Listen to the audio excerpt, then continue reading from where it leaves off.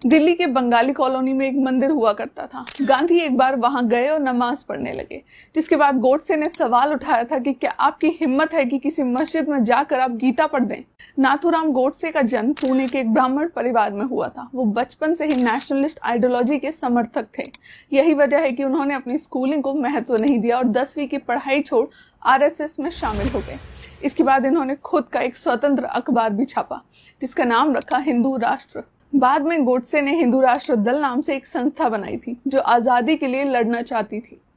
शुरुआती दिनों में गोडसे गांधी के फैन थे। सिविल डिसोबीडियंस मूवमेंट के दौरान गोडसे ने बढ़ चढ़कर गांधी का समर्थन किया था, मगर वक्त बीता और उनके सोचने का नजरिया भी बदला।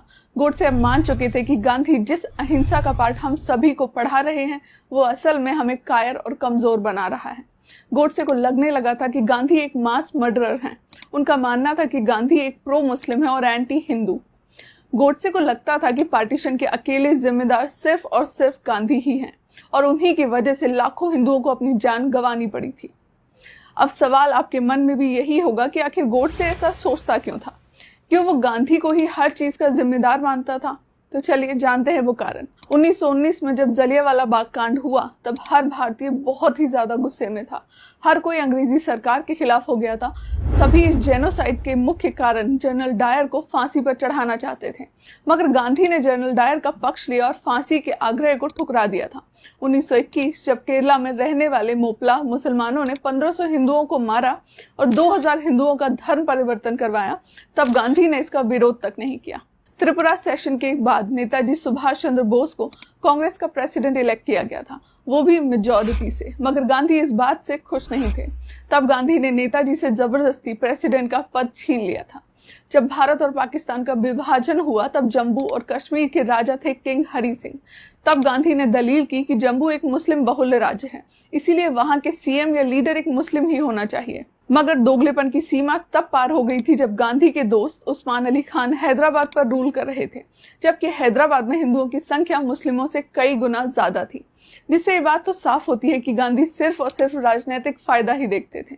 साथ ही बहुत कम लोग ये बात जानते हैं कि पार्टीशन के वक्त हैदराबाद खुद को भारत का हिस्सा नहीं मानता था, मगर गांधी के मरने के बाद सरदार वल्लभ भाई पटेल जी ने आर्मी फोर्सेस का इस्तेमाल करके हैदराबाद को भारत का हिस्सा बनाया था। दिल्ली के बंगाली कॉलोनी में एक मंदिर हुआ करता था। गांधी एक बार वहां गए और नमाज पढ़ने लगे, जिसके बाद गोडसे ने सवाल उठाया था कि क्या आपकी हिम्मत है कि किसी मस्जिद में जाकर आप गीता पढ़ दें। इसके बाद जब भारत आजाद हुआ तो कांग्रेस कमेटी की एक मीटिंग हुई, जिसमें भारत का पहला प्रधानमंत्री चुना जाना था। कांग्रेस के 15 में से 12 मेंबर्स ने सरदार वल्लभ भाई पटेल को चुना था पहला प्रधानमंत्री बनने के लिए, जिसके बाद गांधी ने सरदार वल्लभ भाई पटेल को दिया धोखा और वोटिंग को किनारे करके जवाहरलाल नेहरू को पहला प्रधानमंत्री घोषित कर दिया।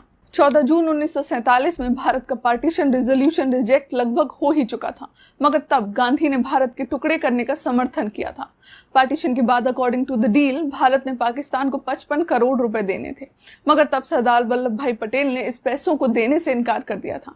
सरदार जी का कहना था कि जब तक कश्मीर मुद्दा हल नहीं हो जाता, तब तक भारत पाकिस्तान को पैसे नहीं देगा।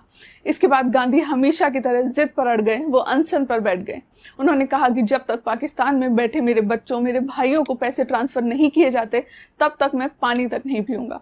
गांधी की इस जिद के आगे भारत कश्मीर मुद्दे पर कमजोर पड़ गया था, क्योंकि यहाँ कहानी घर का भेदी लंका ढाई वाली थी और विभीषण थे गांधी। यही वजह थी कि गोडसे ने उनका चैप्टर ही क्लोज कर दिया। ये सारी बातें गोडसे के भाई ने अपनी किताब में लिखी थी। इन किताबों को बाद में कांग्रेस ने बैन कर दिया। अगर वीडियो पसंद आई हो तो लाइक और शेयर करना ना भूलें। जल्द ही फिर मुलाकात होगी एक नई वीडियो के साथ। तब तक के लिए नमस्कार।